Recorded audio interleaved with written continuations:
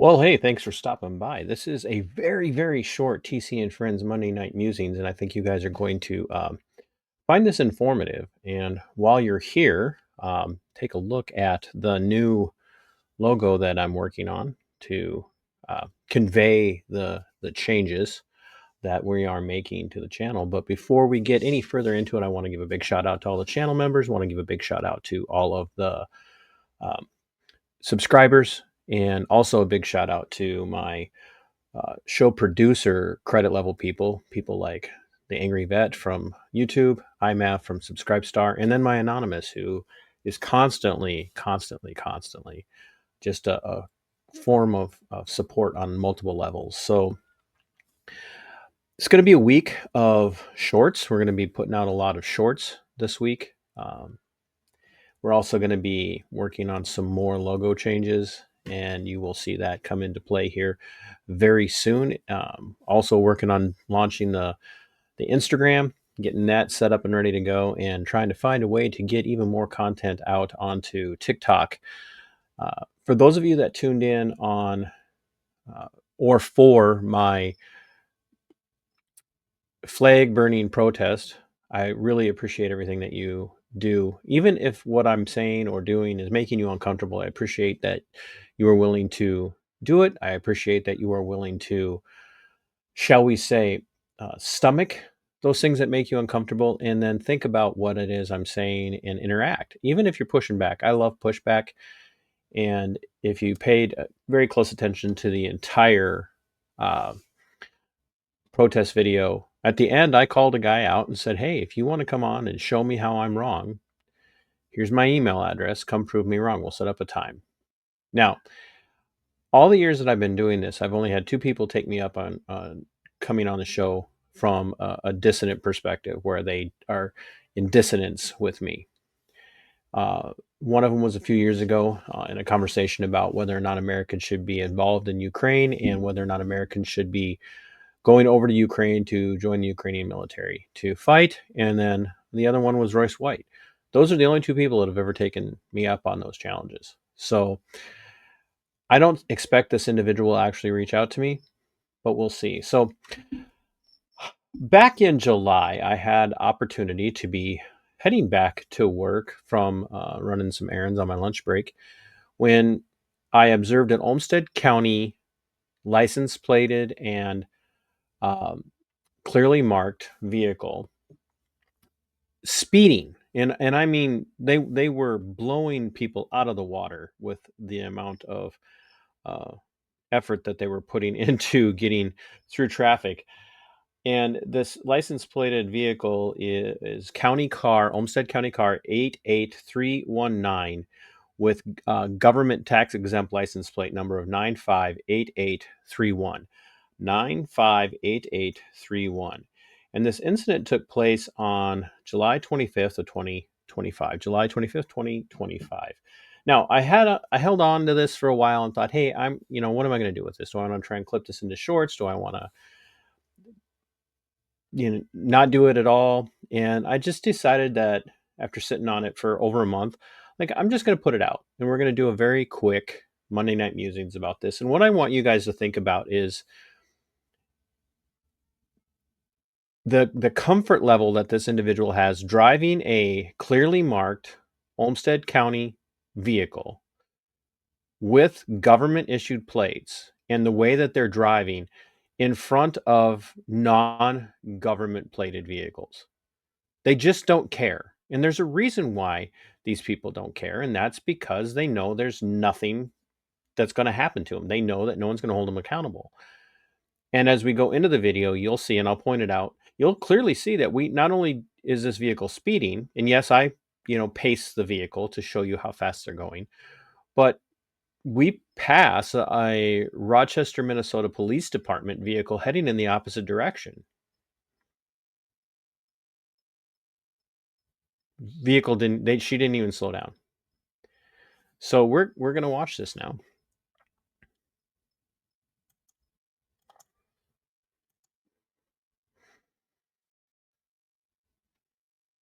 There she is.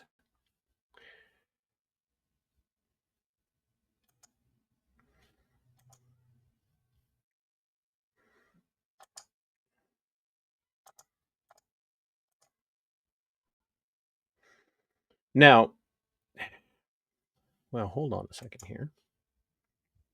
There we go. Let's go back.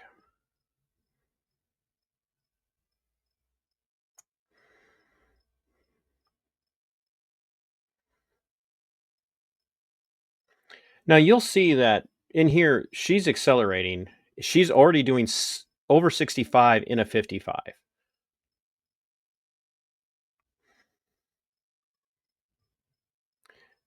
Now the speed limit doesn't increase to 65 until this sign that we go she goes right by here. She's already doing well over 65. Now she continues to accelerate and she's going to get up to 70 or over 70. In fact, I believe that before I really got up close to her pacing, she probably was doing closer to 80. And we'll pass the RPD vehicle here in just a second. We might have passed it already. Yes, I think we did pass it already. So let's go back and see if we can find where we passed that RPD vehicle.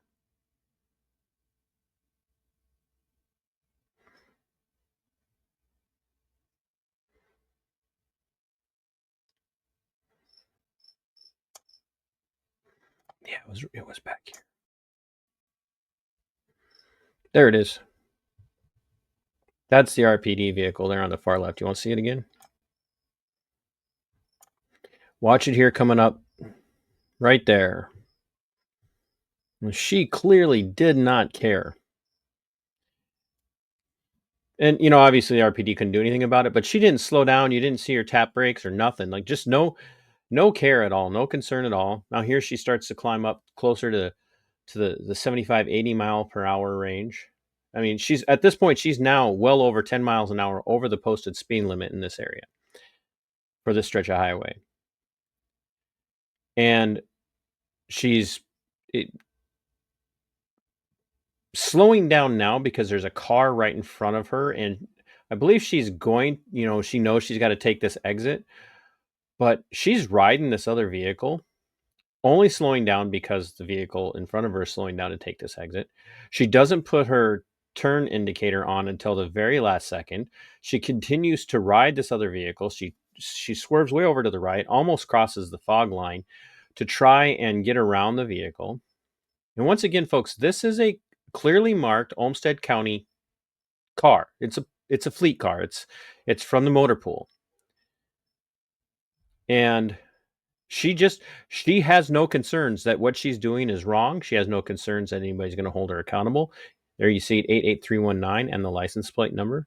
So July 25th at 2:00.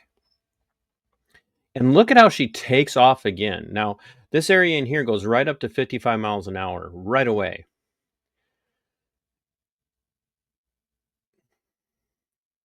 Already doing over 60.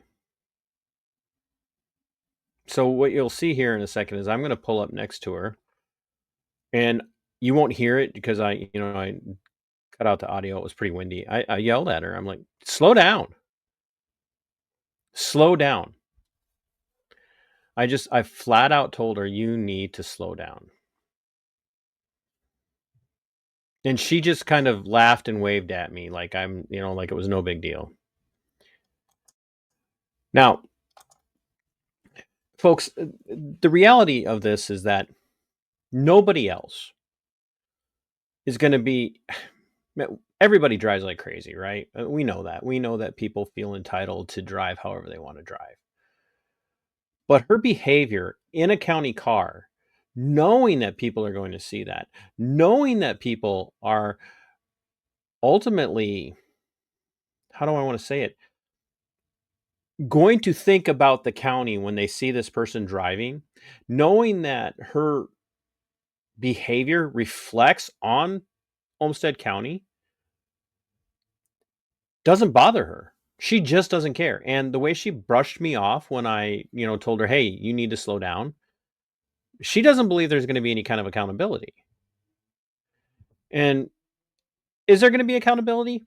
Highly unlikely. I really doubt that anybody's going to watch this and look up July 25th to find out who had motor pool vehicle 88319 and check up on that governmental non-taxable or tax exempt license plate number to see who it was. I doubt that Olmsted County is going to care. I doubt that anybody's going to write her up. I doubt that there's going to be a citation. I doubt that there's going to be any kind of discipline or anything.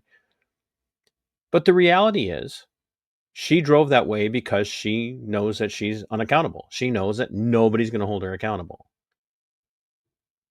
And she's not going to get pulled over. If she was driving like that and there was a deputy behind her, especially for Olmsted County or even a city cop or a state patrol vehicle, they're going to see another government vehicle and they're not going to do anything about it. And the reason we know this is that it happens time and time and time again. I mean, we can't even get the Minnesota State Patrol to hold their own troopers accountable for the way they speed. If you remember, I broke Trooper Shane Roper's story about how he, had multiple write-ups before he murdered Olivia Flores. Nothing. No, no anything other than a slap on the wrist and told, don't drive like that again, until he eventually murdered Olivia Flores. Trooper Ryan Moser paralyzes Blake Mosted back in April of this year, of 2025, doing over 125 miles an hour when he comes across the scene of the accident. Plows into vehicles where there are multiple other vehicles on scene, paralyzes Blake, gets paid administrative leave for over 3 months, and gets to go back to work because the Dakota County county attorney decided that it was an unavoidable accident. Well, of course it was an unavoidable accident at 125 plus miles an hour. The issue isn't whether or not it was unavoidable at that speed. The issue is, why was he driving that fast in the first place?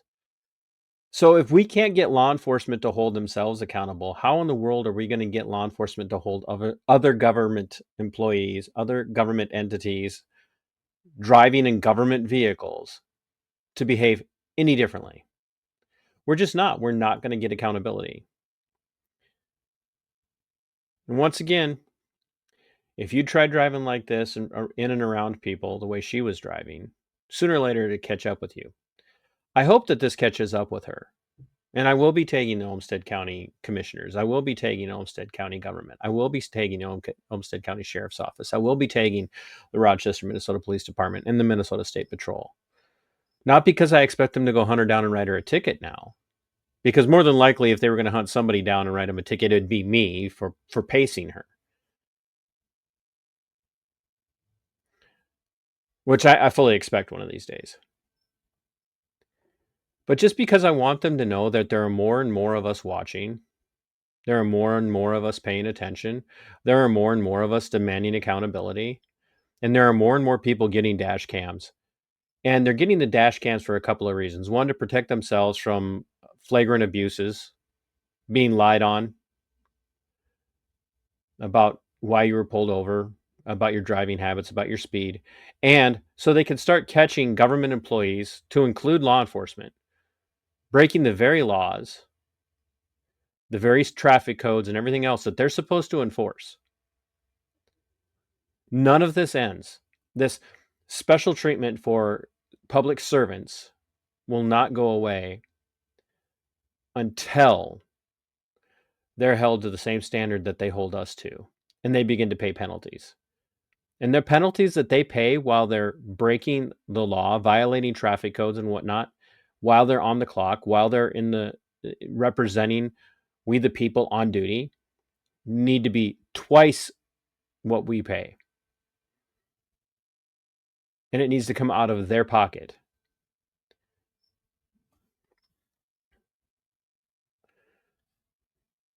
If you don't like it, it's too bad. If you don't like what I'm saying, I don't care. Just watch her one more time.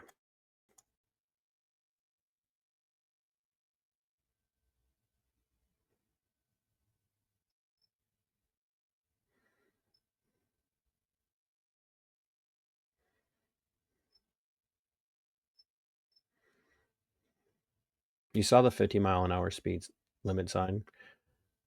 See, she doesn't even tap her brakes when we go by that cop. Clearly already speeding. Accelerates more.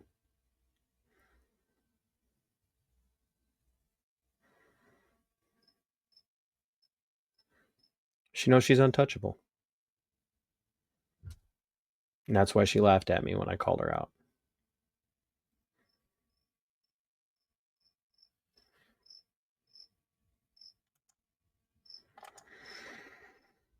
Nothing changes until we all start speaking out. And I don't care if you think I'm being silly. They're public servants. They're not officials. They need to be held accountable.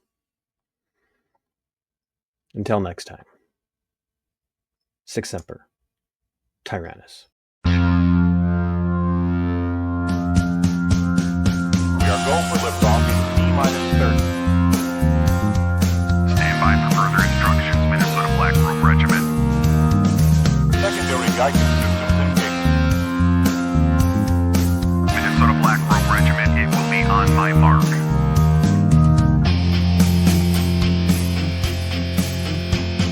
All systems are a go. All systems are a go. Minnesota Black Room Regiment, you are over the target. You are authorized to fire at will.